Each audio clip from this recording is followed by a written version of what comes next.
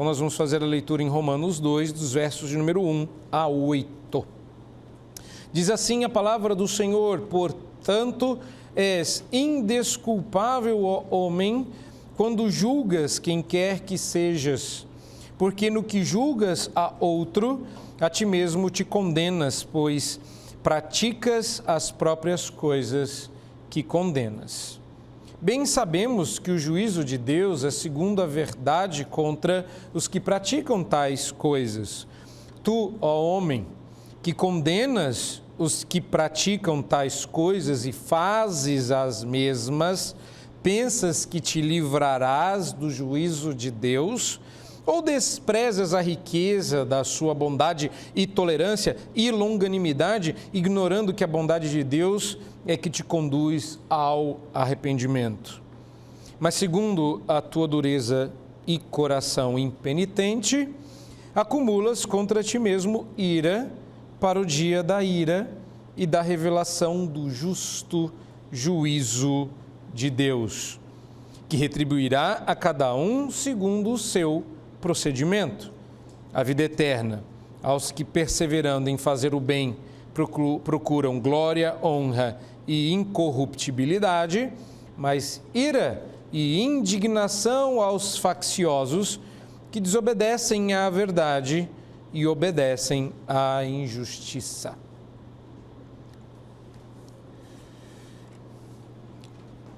Algumas coisas que eu vou dizer de diferente e mais diretamente.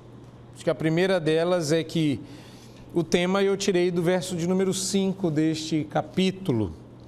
Diz o apóstolo Paulo que haverá um dia onde todos veremos, haverá uma revelação do justo juízo de Deus. E isso me marcou tão profundamente que a minha pergunta é: por que só o juízo de Deus é justo? Essa, inclusive, é o tema da mensagem. Só o juízo de Deus é justo, e eu quero dar para você algumas razões. Bom, a segunda coisa que eu quero dizer, porque a introdução está baseada nela, é que me incomodou, a essa altura, Paulo, que vinha falando em grupo, se referir a um homem. E tu, ó homem, portanto, indesculpável, ó homem, verso de número 1 e verso de número 3. E existem algumas possibilidades para que Paulo tenha feito isso. A primeira delas, que me parece ser já uma aplicação de um princípio, é que Paulo está usando de uma diatribe, ou seja, Paulo está imaginando um debatedor e antecipando as suas contra-argumentações, às vezes as discordâncias, que era um recurso muito comum entre os filósofos. O filósofo, quando ia defender o seu ponto ou o seu argumento, atacava com uma certa virulência o argumento do outro. Mas para que o outro não ficasse ofendido, ele personificava o outro filósofo em um ser imaginário a quem ele atacava sem muita dó. Esse argumento, esse mecanismo ficou conhecido como diatribe.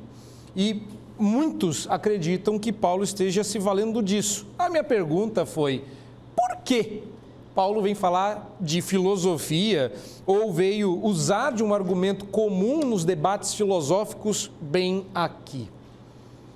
Na pesquisa, acabei optando pela segunda possibilidade, que leva à primeira, que Paulo está antecipando um contra-argumento é fato, e que esse homem aqui pode ser entendido como todos nós, porque é genérico.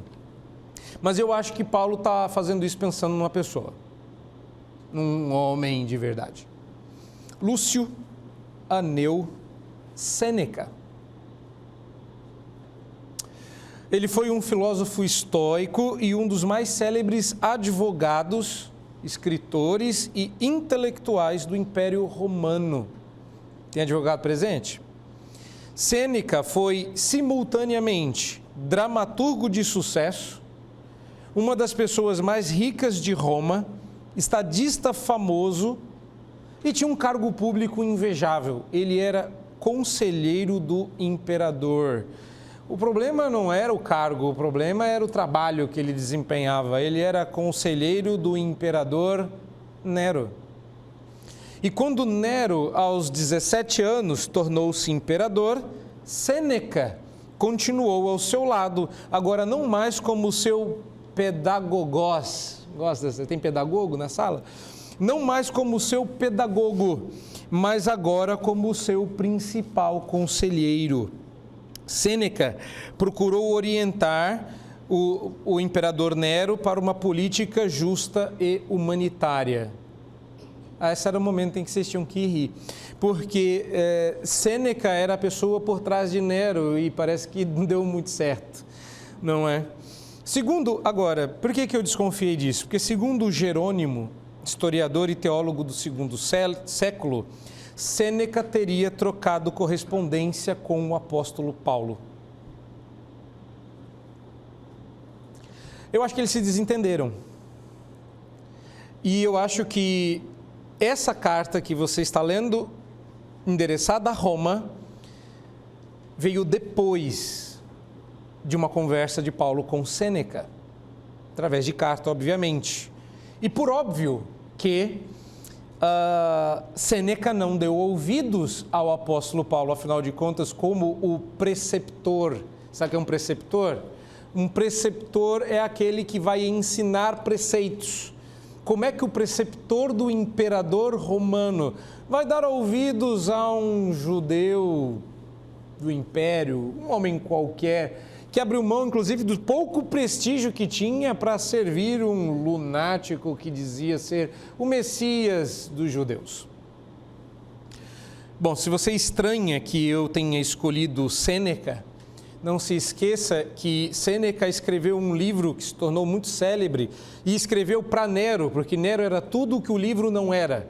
Por isso ele deu o nome do livro de A Clemência ou Da Clemência ou De Clementia, né? Que de verdade é De Clemência porque é latim. E Da Clemência foi um livro escrito por Sêneca na intenção de ajudar e educar o imperador Nero, explicando para ele como uma conduta virtuosa deveria caracterizar a vida de um governante. Por que eu estou falando tudo isso? Porque eu acho que Sêneca é a pessoa simplesmente também, porque Paulo e Sêneca teriam trocado correspondências também, mas porque foi esse livro de Sêneca, De Clemência, que João Calvino escreveu um comentário e publicou esse comentário aos 23 anos de idade.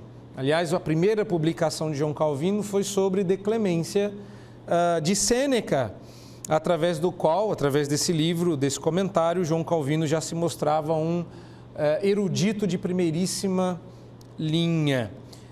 Calvino fez isso como trabalho. Agora eu não vou citar, porque isso vem de cabeça, eu não consegui, por falta de tempo mesmo, verificar essa informação, mas se não me falha a memória, Calvino, quando escreveu o comentário de De Clemência como um trabalho de conclusão de curso, como é que chama isso mesmo? TCC, tem alguém nessa situação aqui? Ele escreveu o De Clemência como seu trabalho de TCC, de conclusão de curso da sua faculdade de Direito. E o trabalho dele foi tão... Não é para ninguém ficar chateado, eu já chorei muito. Ele tinha 23 anos quando publicou esse trabalho, que se tornou livro-texto no ano seguinte da faculdade de Direito. E por causa desse trabalho, ele não teria se formado advogado, mas recebido o título de doutorado por causa desse trabalho de tão fantástico. O assunto aqui não é Calvino, o assunto aqui é apenas para que vocês saibam que Calvino considerou Sêneca importante, ao ponto de gastar tempo escrevendo sobre o livro que ele escreveu. E Paulo talvez tenha considerado Sêneca importante, e por causa disso Calvino considerou importante, embora que nessa época Calvino ainda não fosse um cristão, apenas um interessado. E por isso Paulo está fazendo uma diatribe pensando em Sêneca, porque o que está acontecendo aqui e o que ele vai falar aqui tem muito a ver com o que Sêneca defendia, e você está feliz da vida porque isso não tem a ver contigo, mas esse é o problema. Sêneca era a personificação do que vocês são.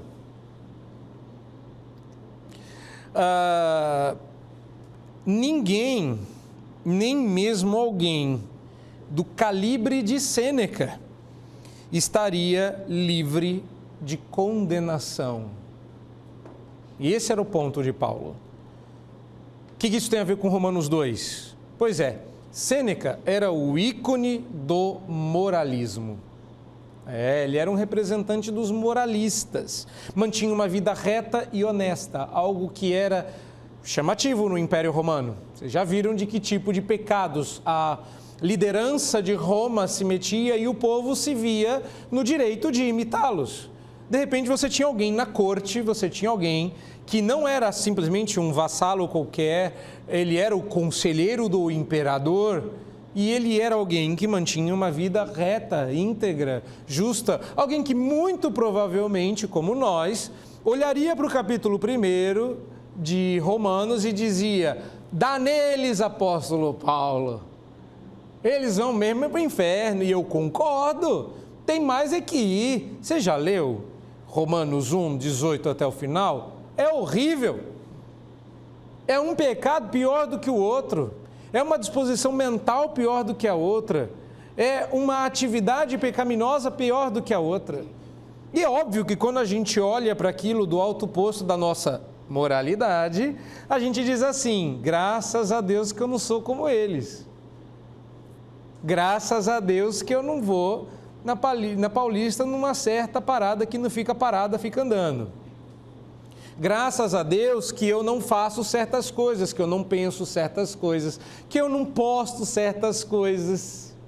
E aí a gente se senta na cadeira de Sêneca e cumprimenta os colegas do lado. Então Paulo vai pegar o ícone do moralismo, talvez a pessoa mais limpa de Roma, e vai dizer: mesmo você não escapa. Porque você, capítulo 1, verso 32, aprova os que assim procedem.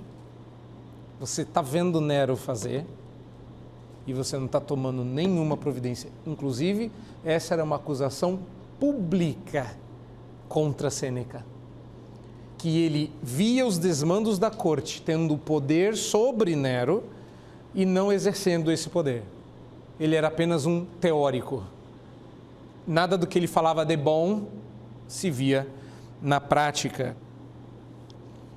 Pois é, o que Paulo quer colocar aqui é que os poderosos estão debaixo da ira divina, é que os devassos estão debaixo da ira divina, e agora Paulo vai mostrar que os moralistas também estão debaixo da ira divina.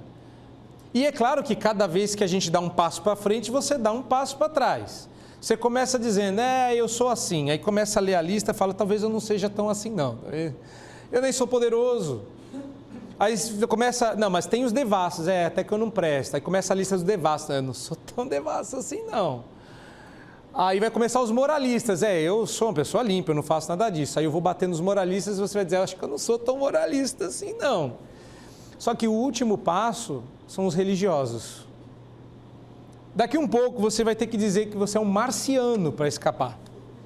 Porque todo mundo que mora neste planeta está debaixo da ira de Deus. E Paulo vai caçar você até o canto mais escuro onde você está escondido. Hoje você está encurralado e semana que vem você vai ser achado. Não há escapatória. Aliás, não há mesmo, porque no capítulo 3 ele vai dizer: não há nenhum justo, nenhumzinho sequer. E ele só vai dizer isso porque ao longo dos primeiros capítulos ele veio mostrando paulatinamente que ninguém vai escapar. Hoje é o dia de dizermos que os moralistas também não vão escapar. Por que Paulo está fazendo isso antes de você desesperar? Não é só para você sair daqui humilhado e desanimado e dizendo eu não presto mesmo, eu não tenho salvação. Não. O que o apóstolo Paulo está fazendo é preparando o terreno e mostrando as evidências de que, povo de Roma, vocês precisam me ajudar. Eu tenho uma mensagem que liberta justamente as pessoas. E antes que vocês digam, a gente não precisa ou eles não precisam, saibam que todos precisam da mensagem que eu prego. Esse é o argumento do apóstolo Paulo. Não esqueçam disso. Por incrível que pareça, essa carta ligeiramente ofensiva tem um objetivo. Vocês podem me ajudar financeiramente para eu ir até a Espanha pregar o evangelho? Esse é o argumento do apóstolo Paulo. E antes que alguém diga, mas eles não precisam ou eles não merecem, Paulo está dizendo, nem vocês. Então, já que nem vocês estão podendo, por que eles não precisam também? Então me ajudem.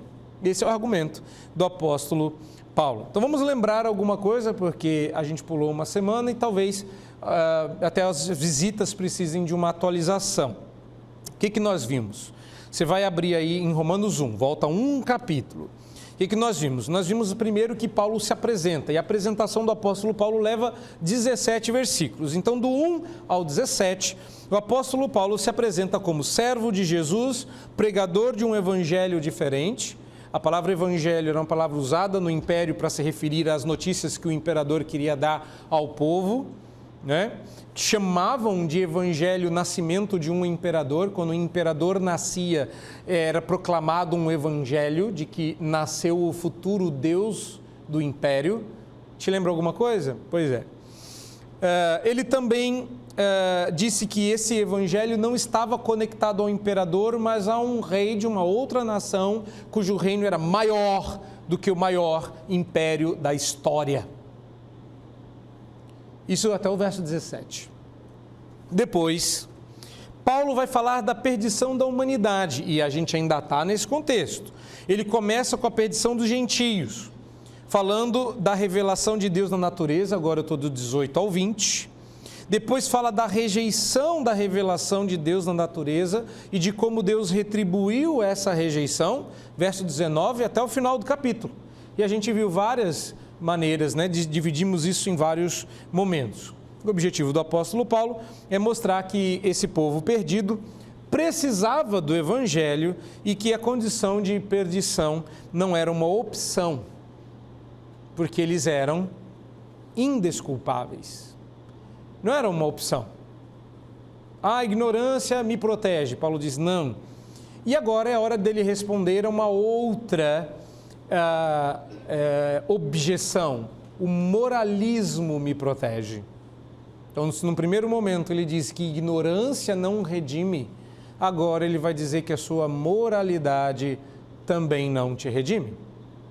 Os moralistas não estão em melhor situação do que os gentios, os completamente perdidos. Então agora Paulo começa uma transição, porque ele vai chegar nos religiosos. Então, depois que ele falou dos devassos e dos tolos, lembre-se que ele também falou daqueles cuja disposição mental está entorpecida pelo pecado, daqueles que estavam abertamente entregues às suas paixões carnais e às suas disposições mentais avessas.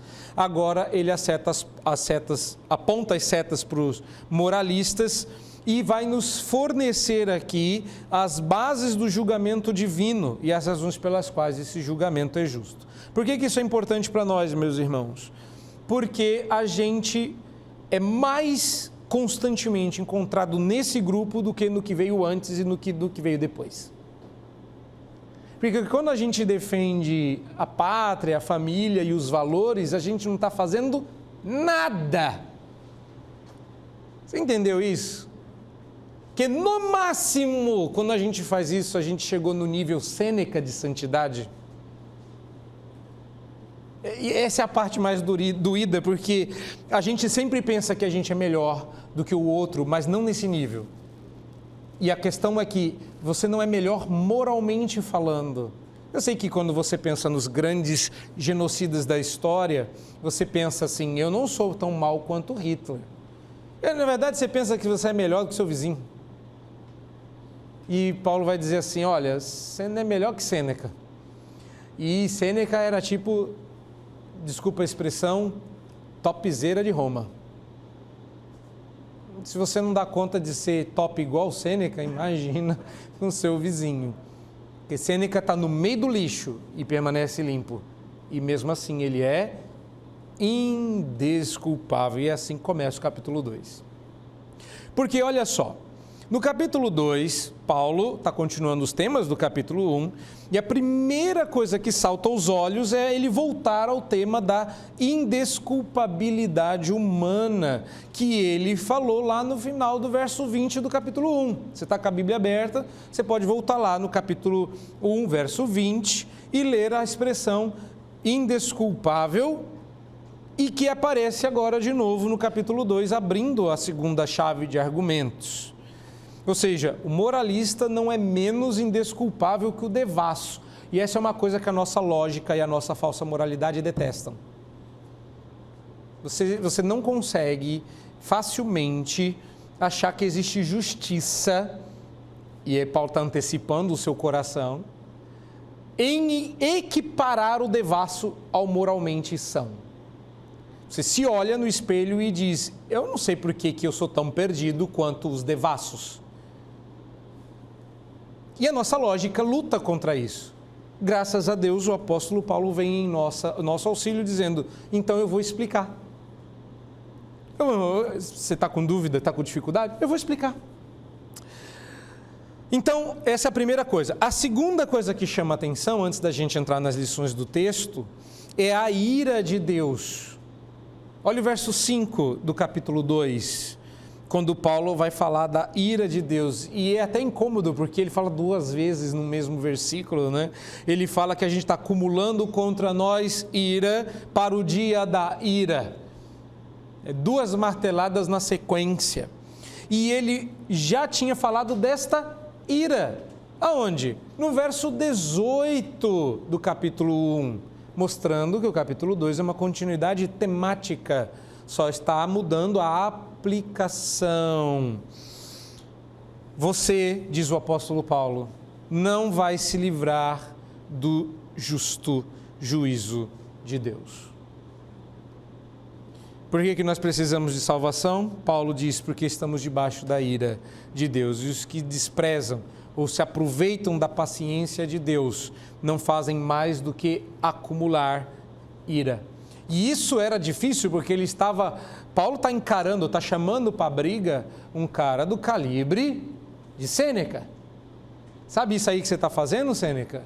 Tentando se revolver na sua moralidade, você está acumulando ira para o dia da ira. Agora a gente precisa saber por quê. Eu pensei em várias formas de organizar esse material. Achei uma até engraçada, porque eu comecei assim. Quando eu julgo alguém, eu me condeno. Tá. Quando Deus julga alguém, eu me condeno. Eu falei, acho que não vai ficar bom fazendo isso, porque vai sempre terminar com eu me lasco no final. Aí eu falei, não, vamos reorganizar isso aqui. Vamos olhar as coisas da perspectiva de Deus, que fica mais fácil. O julgamento divino é justo porque ele julga conforme o proceder. Ele não vai julgar com base em outra coisa que não no seu procedimento. O julgamento de Deus contra essas pessoas moralistas é totalmente justo, porque o seu julgamento não se fundamenta em coisas que eles desconhecem, mas nos padrões de certo e errado que eles conheciam muito bem e que usavam para julgar os outros. Lembrando que o judeu, o religioso que será julgado, e nós vamos entrar no bolo também, ele também era moralista, porque se Sêneca era o moralista de Roma, os fariseus eram os moralistas da Judéia. E a gente não adora julgar os outros dizendo, você vai para o inferno enquanto eu vou para o céu? Pois é. Você é um moralista igual eu. E por que o julgamento de Deus é justo? Porque ele não está usando a ignorância como base. Mas eles não conhecem a lei. Pois é, você não entendeu. A base do julgamento é o proceder, não é o conhecer. Nessa ele pegou Sêneca. No primeiro argumento ele desmontou. Sêneca, você conhece o certo, mas você não faz. E você não fazendo, está debaixo da ira. Tudo o que dizemos e fazemos representa um investimento para o bem ou para a perdição, uma espécie de banco da eternidade. Certo estava Maximus, lembra dele? Foi gladiador. Quando ele pegou do pó da terra, se preparando para a batalha, não tinha ainda aquela coisa que você usa para fazer ginástica, né? Aquele pozinho de giz. E ele disse uma frase que me chama muita atenção. Ele disse assim: o que fazemos nesta vida ecoa para a eternidade. Máximos não sabia, mas ele foi o máximo, ele estava certo. Ele acertou. Calma, não é para você ficar empolgado, porque um relógio também acerta 2 vezes no dia, mesmo parado. Mas ele acertou.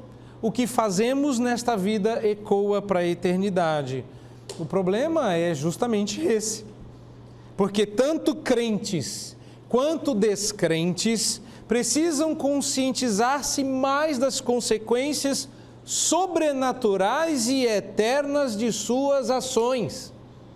O justo julgamento de Deus vem porque Ele julga conforme o seu procedimento. Não é um quiz, não vai ter um Google Forms divino que Deus vai mandar para a sua caixa postal e se você preencher tudo certinho, porque você decorou a teologia e você leu muitos livros bons, não é? E você vai acertar tudo, porque quanto mais você acerta, pior fica. Porque para cada acerto, Deus vai cobrar 100% de procedimento. E procedimento é uma coisa que nivela todo mundo. Mas eu não entendi por quê. Calma, vou falar já. Mas a primeira coisa é saber disso, que o procedimento nivela todo mundo. Você vai ser julgado conforme o que você fez e não conforme o que você disse que faria. Porque dizer que vai fazer, todo mundo fala.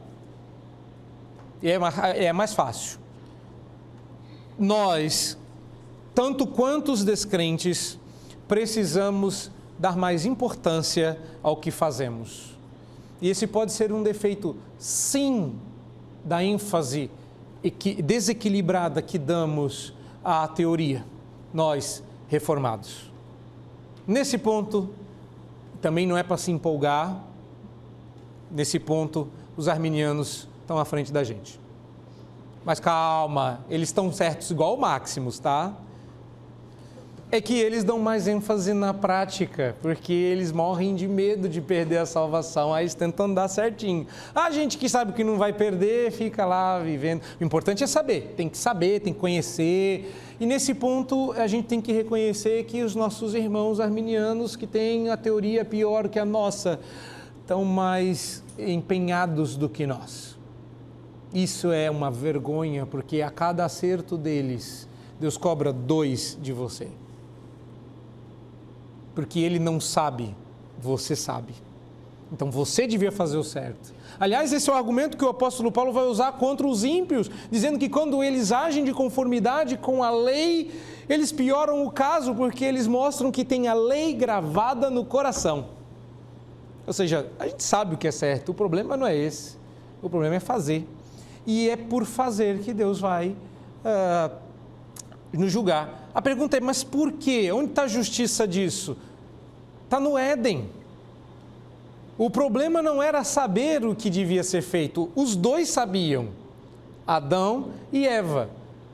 E quando Eva foi enganada, ela não foi 100% enganada. Ela sabia que não podia. Tinha até um aditivo na cláusula contratual de Eva. Ela disse que não podia comer nem tocar. Até exagerou. Imagina, não posso nem olhar, não posso nem tocar. Como assim?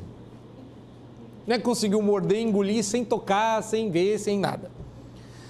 Mas Adão ouviu da parte de Deus, não foi uma carta, não foi um humano, foi o próprio Deus que disse: vem cá, filho, querido, vem cá. Porque eu te amo, eu estou dizendo para você que se você pegar nisso aqui, eu te mato. Adão ouviu isso de Deus, recebeu de Eva a fruta e disse: não podia comer não, mas eu vou, porque não pode deixar a esposa brava, tem que provar do que ela faz. Isso não faz o menor sentido.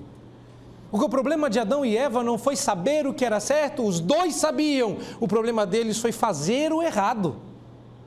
Então o procedimento é a atitude mais justa possível. E é por isso que o juízo de Deus é justo, porque ele julga conforme o procedimento. Faz sentido para vocês? Eu espero que sim. O que Paulo está dizendo, portanto, é que nós seremos julgados não com base no que dizemos acreditar, mas com base naquilo que fazemos de fato. E Paulo acaba estabelecendo um ponto importante aqui, que eu vou chamar de reversão das expectativas. Sim, ele está dizendo, vocês são reversos, vocês reverteram o processo. O processo era saber o certo e fazer o certo. Vocês sabem o certo e fazem o errado. Isso é reversão. E quando Paulo reverte de volta, agora como se ele estivesse invertendo os polos, ou revertendo isso positivamente, Paulo conserta a reversão, ou se você preferir, redime a reversão filosófica de seu tempo.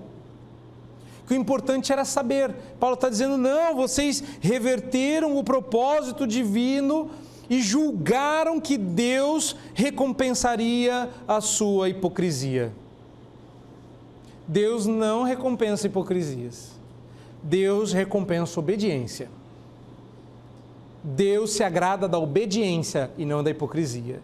Então o que Paulo está dizendo aqui é, eu estou expondo a reversão de vocês, é como se Paulo estivesse dizendo, vocês são reversos. Mas reverso não era eles são reversos, vocês também. É isso que Paulo está dizendo. Você lembra que o povo lá era reverso? Vocês também são. Os moralistas também são reversos. E agora Paulo coloca a expectativa no lugar correto. Qual a expectativa? Você não vai escapar. Porque a expectativa é, se eu fizer tudo certinho, se eu for um moralista, se eu acusar o erro no outro e tiver a aparência de justiça, eu escapo, porque Deus recompensará a minha hipocrisia. Falou, isso é falsa expectativa. Eu vou te dar a expectativa correta e eu vou te dar a real Sêneca. Você não escapará. Nem você, nem ninguém como você. Veja que ele repete isso no verso 3 do capítulo 2. Tu, ó homem, que condenas os que praticam tais coisas e fazes as mesmas, pensas que te livrarás do juízo de Deus? Isso aqui é óbvio que a pergunta é retórica. Aliás, retórica era uma coisa de que os filósofos da época de Paulo, incluindo Sêneca e você, entendem muito bem. Paulo encerra então dizendo, qual é a reversão positiva com a qual Paulo encerra? É o procedimento, não o discurso. É o procedimento, não o discurso. Por que o juízo de Deus é justo? Porque o juízo de Deus, julga conforme o proceder e 2, julga conforme a verdade. A verdade é que você não acredita nas coisas que diz crer. A verdade é que na prática a teoria é outra. Esse era o ponto.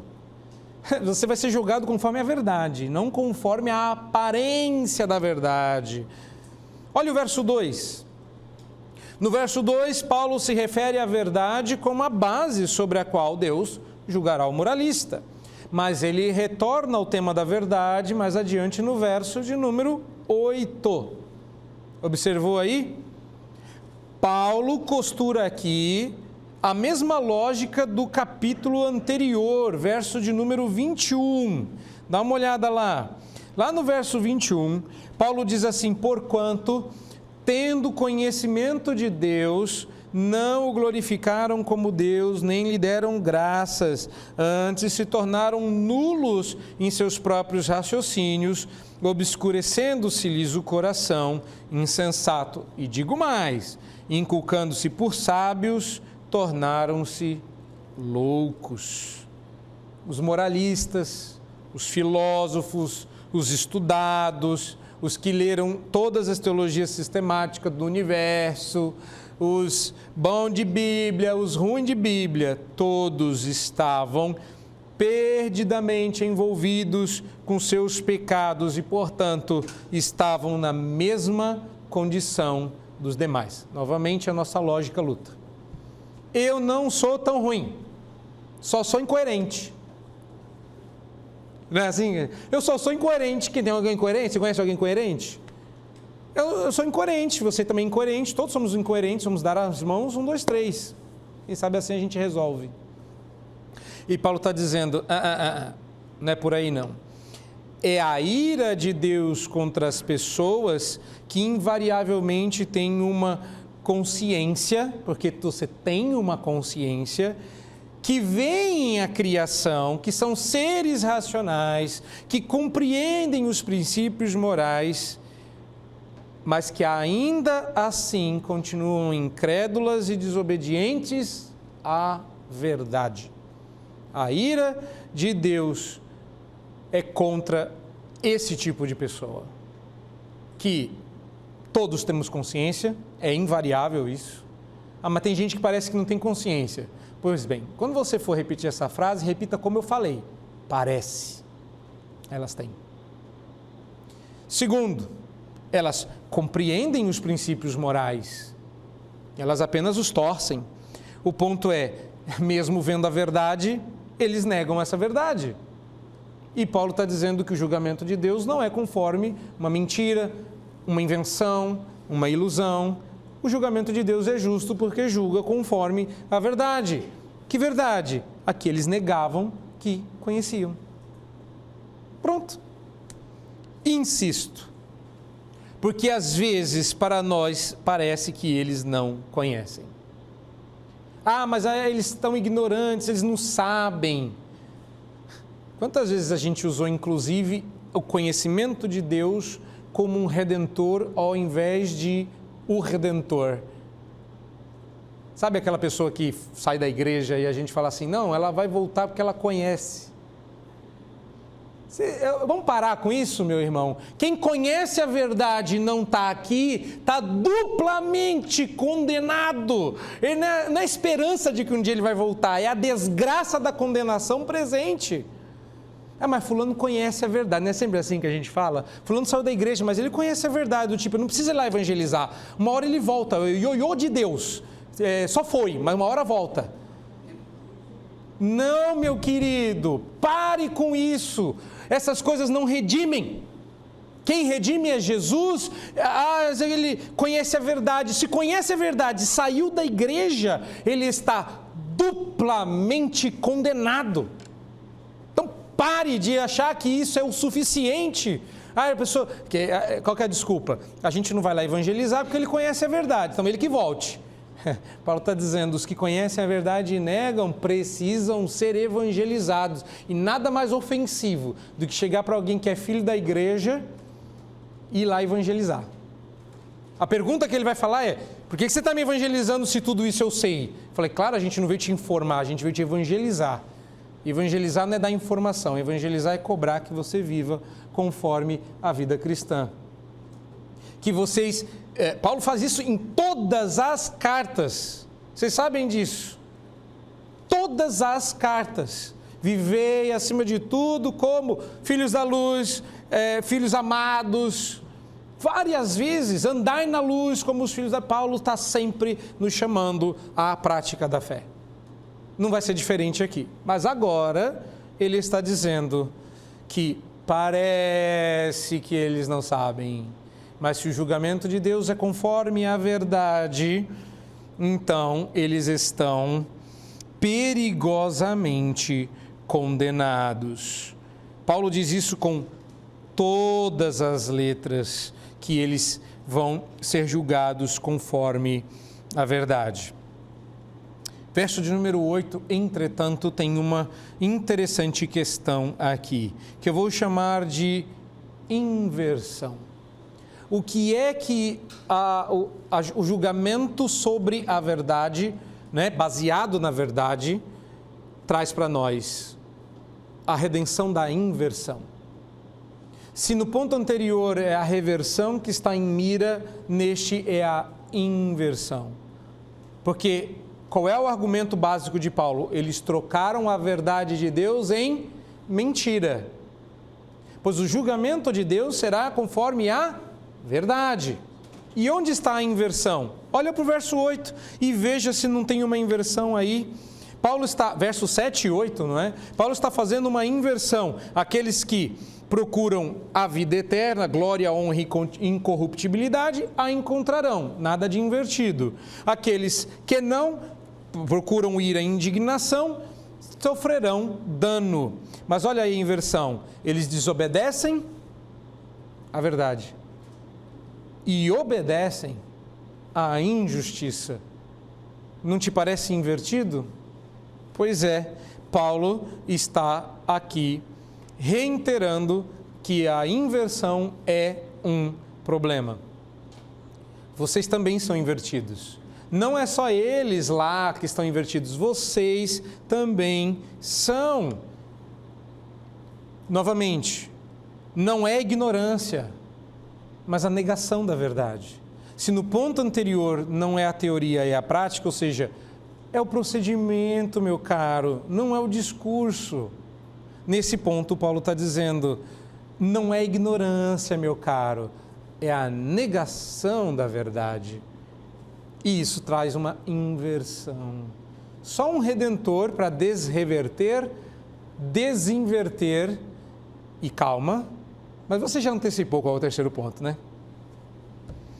Há uma inversão perigosa aqui. E o resultado final dessa inversão é fatal. Você está perdido, se inverte. E a gente adora inversão. Ah, não olha para mim com essa cara não, que a gente gosta de um trem invertido. Deus fala para a gente amar a Deus sobre todas as coisas e ao próximo como a nós mesmos. A gente gosta de amar o próximo, a gente gosta de amar a gente como o próximo e amar a Deus como o próximo. A gente adora inversão. Primeiro eu tenho que me amar para depois te amar. Isso é inversão. Eu primeiro tenho que amar você para depois amar a Deus. Isso é inversão. Não é invenção. Isso é inversão. E a gente adora inverter, não é? A Bíblia diz que é melhor dar do que receber. Mas você, fala a verdade, o que você prefere? O inverso. Ou não é? A Bíblia diz que é melhor se sacrificar do que ser salvo. O que você prefere? O inverso. A Bíblia diz que é melhor um bocado seco e tranquilidade do que habitar nas tendas da perversidade. Entre ser rico e pobre, crente e incrédulo, o que você prefere? O inverso. É claro que você adoraria um pouquinho dos dois aí nesse caso, né? Como diz o reverendo Vadislau, ninguém quer ser pobre e doente, todo mundo quer ser rico e saudável. A gente tem problemas com inversão, mas não é porque a gente pesa as coisas numa balança justa e pende para o lado melhor, é porque aqui no nosso coração nós estamos invertidos. É aqui no nosso coração que nós estamos reversos. E é aqui no nosso coração, terceiro ponto, que nós estamos rebeldes. E é por isso que o julgamento de Deus é justo. Porque se Ele julga conforme o procedimento e conforme a verdade, Ele também julga após a rica bondade, tolerância e longanimidade. E essa é a parte que mais dói. Qual é o ponto do apóstolo Paulo aqui? Rebeldia. Olha lá no começo do capítulo 2, quando Paulo vai falar, no verso 4, da bondade de Deus. Ou desprezas a riqueza da sua bondade e tolerância e longanimidade, ignorando que é a bondade de Deus, não a decisão humana, não a necessidade humana, nem mesmo o nosso desejo de autoproteção para fugir do inferno, que faz com que você se arrependa. É a bondade de Deus. Mas o que Paulo diz aí no comecinho? Ou desprezas. O que Paulo está dizendo, usando uma pergunta retórica, é a afirmativa. O problema é justamente esse, você despreza a bondade de Deus. E pior do que isso, verso de número 5, o resultado é que você tem um coração duro. A palavra que Paulo vai usar aí é coração impenitente. Que outra explicação haveria senão a rebeldia que toma o nosso coração? Coração impenitente. Originalmente, coração que não muda, coração não arrependido. A gente poderia dizer que esse é um coração que não amolece, nem mediante pancada, nem mediante carinho. É isso que Paulo está dizendo aqui. E o que Paulo está dizendo é pior, não é vocês não amoleceram diante dos tabefes de Deus. Porque diante do tabefe, a gente uma hora amolece.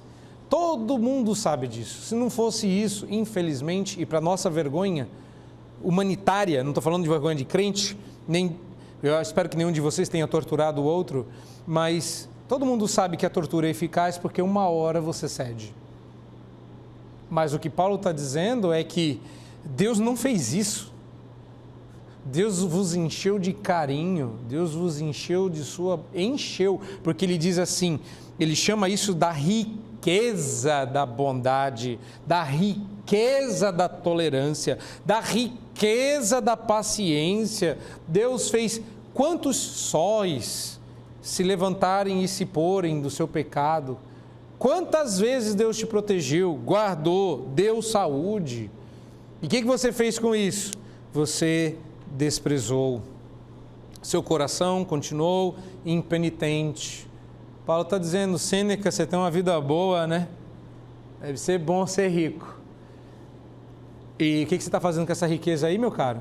Porque você acha que Deus te fez saudável, rico, próspero, para que você enxergasse a bondade dele. É por isso que vocês estão aqui. Por que Deus deu tudo o que vocês têm?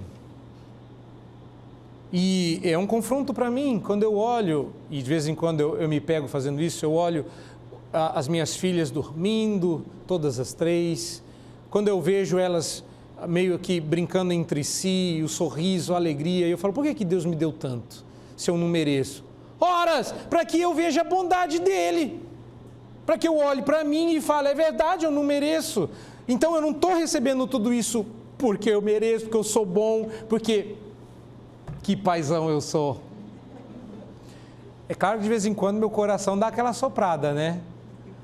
Mas não é, Deus me deu tudo isso para que eu saiba que Deus é bom. Aí se você olha para o seu carro, para suas roupas, para sua conta bancária, dependendo, né?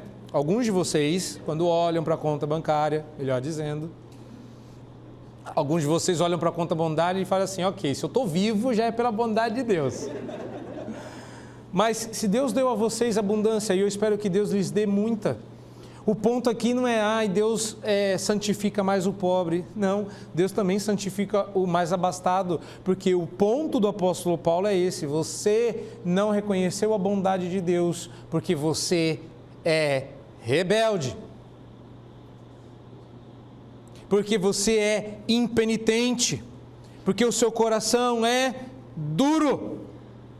Sim, e por que Paulo está dizendo aqui que não é sob chicotada que esse coração não se arrepende, mas sobre a bondade, tolerância e paciência de Deus? Porque eles ignoram que é graças a estas qualidades divinas que o tempo e a chance para o arrependimento são providenciados. Que é graças a essas qualidades divinas e não qualquer coisa que possa se achar em nós.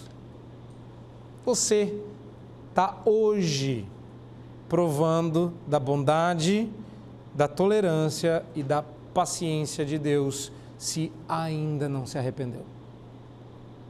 Está no texto. Ou você despreza que é isto que te conduz ao arrependimento? Sabe o que acontece quando Deus não te bate de imediato quando você peca? Quando você percebe, fala, eu fiz algo errado, mas por que Deus não está me punindo? Porque a bondade, a tolerância e a paciência de Deus estão te conduzindo ao arrependimento. Mas se você disser, Deus nem bateu, nem disciplinou, então eu vou fazer mais uma vez esse pecado. E Paulo está dizendo, isso é rebeldia, isso é desprezar a bondade de Deus, é dupla condenação. O julgamento de Deus é justo, porque Ele julga conforme o procedimento, conforme a bondade, e só depois que Ele te encheu de bondade, tolerância e longanimidade. Como é que você vai dizer que um juízo de Deus como esse não é justo? Concluo. Segundo o apóstolo Paulo, o moralista será condenado por causa da sua reversão, inversão e rebeldia, aos mesmos pontos que condenam os devassos. Vocês já sabem, né? Vai ser assim até o final. Essas são as mesmas razões que ele já havia apontado, nada novo. Paulo está encerrando toda a humanidade debaixo do pecado para que todo o gênero humano recorra ao mesmo Redentor. Sem Cristo não há alternativa. Sem Cristo não há alternativa. Você foge para a ignorância, Paulo te pega lá. Você foge para a moralidade, Paulo te pega lá. Estamos ficando sem opção. Vamos correr para a religiosidade? Uma semana de religiosidade para você. Semana que vem a gente fala dela. Na verdade vai levar 2 semanas para isso, mas tudo bem. Como escapar então de um juiz justo, sendo nós verdadeiramente culpados? Alguém já tentou responder isso antes, inclusive era xará meu. Não deu muito certo, não gostou muito da resposta. E eu também não vou dar, porque eu escrevi aqui, nós ainda não estamos prontos para essa resposta. Meu Deus do céu, eu vou tentar ser minimamente bonzinho aqui. A resposta é, se eu sou verdadeiramente e inequivocamente culpado e Deus é perfeitamente justo, não tem como escapar. Bom, só se houvesse um justo que fosse ao mesmo tempo justificador. Vocês ainda não estão prontos para essa resposta, vocês precisam vir mais vezes. Paulo ainda precisa mostrar para nós mais problemas antes de mostrar a solução. Calma, vai vir a solução. Tem uma solução. Mas antes que você recorra a alternativas mais fáceis, Paulo precisa acabar com elas. E a nota dissonante, depois de tanta chapuletada e depois de um texto tão difícil, a nota dissonante, você sabe o que é uma nota dissonante? Depois você pergunta para a Cíntia. Mas se eu não estou errado, a nota dissonante é aquela que destoa, porque não está exatamente no tom. Eu estou falando besteira aqui, mas vamos lá. Não está exatamente no tom, mas não está fora do campo melódico, de modo que ela não é desafinada, mas ela soa estranho. Isso é a minha maneira de explicar, depois você conserta. Depois você redime aí a minha rebeldia, reversão ou inversão. O que é uma nota dissonante? É aquela sétima no finalzinho da música, só para dar um... E você fica... Está faltando alguma coisa? E essa é uma nota dissonante, porque depois de a gente falar sobre o julgamento justo de Deus e a gente sair condenado, eu vou desafinar para o bem. Depois de dizer que nós somos indesculpáveis, que nosso moralismo não redime, que tudo que a gente faz ao tentar sermos morais é revelar a nossa reversão e rebeldia, eu vou desafinar para o bem. Há uma esperança. A nota dissonante é Jesus Cristo. Não somos nós. A nota dissonante é o Redentor. Deus é justo e ninguém escapa. Toda vez que a gente escapa, a gente desafina. Louvado seja Deus que nos deu o jazz. Que eu gosto de nota dissonante, porque ela me lembra Cristo. Ela põe a gente para fora da melodia, do réquiem do inferno e põe uma notinha lá para dizer, sai pela tangente, sai por essa porta. que você vai encontrar salvação. A nota dissonante é Cristo. A nota dissonante é a salvação. Graças a Deus, por Cristo Jesus, porque por Ele nós somos livres da ira vindoura. Que Deus assim nos abençoe. Amém.